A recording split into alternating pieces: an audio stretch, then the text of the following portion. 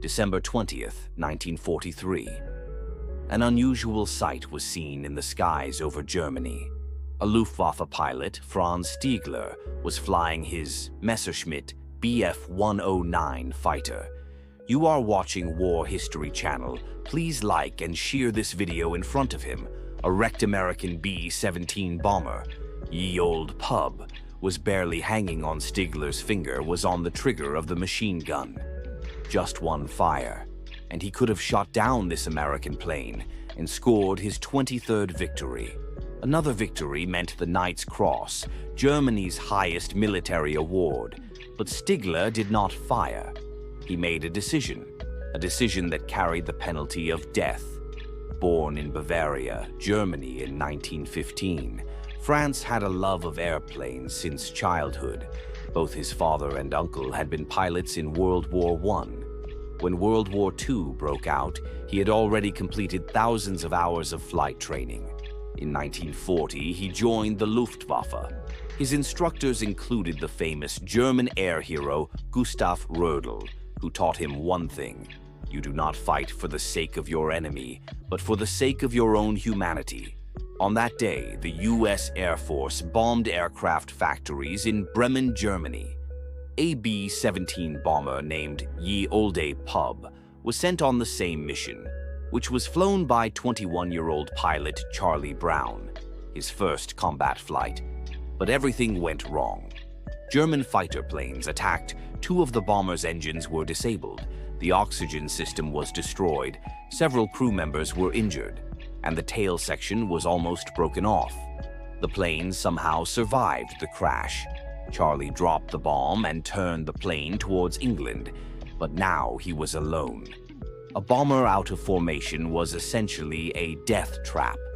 It was an easy target for German pilots. Franz Stigler flew from his home base, Jever Airfield, to destroy the stricken bomber.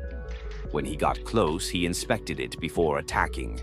But what he saw changed everything. Stigler saw wounded Americans inside the plane, the rear gunner shot dead, and the rest of the crew covered in blood, fighting for breath. He remembered his teacher's words: killing a helpless enemy is murder, not war. At that moment, instead of firing, he began to fly alongside the bomber. He signaled the Americans to land in Germany, but they refused.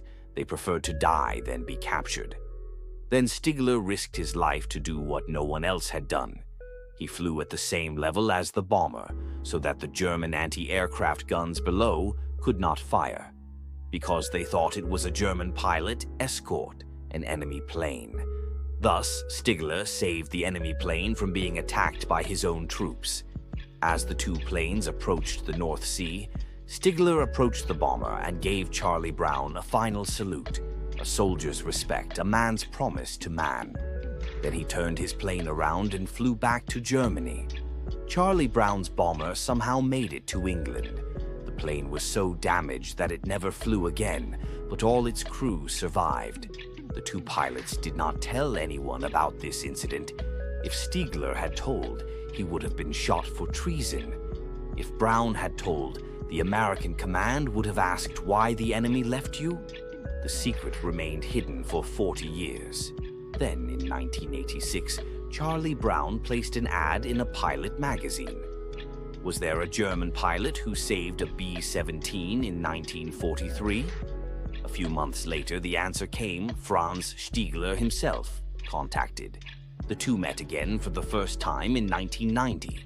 Charlie Brown was 68, Stigler 75. In an instant, they recognized each other. Franz explained why he didn't fire that day. He said, "I didn't see enemies. I saw people." The two became close friends after that day. They spoke on the phone every week, attended air shows together, and considered each other brothers until the end of their lives. Franz Stigler died in 2008 at the age of 92. Charlie Brown passed away 8 months later at the age of 87. The two were buried close together. Franz Stigler risked his country, his honor, and his life to save the enemy.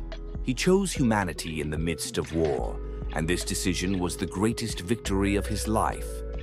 True heroism lies not in killing the enemy, but in the moment when you see the human in the enemy. Thanks watching war history.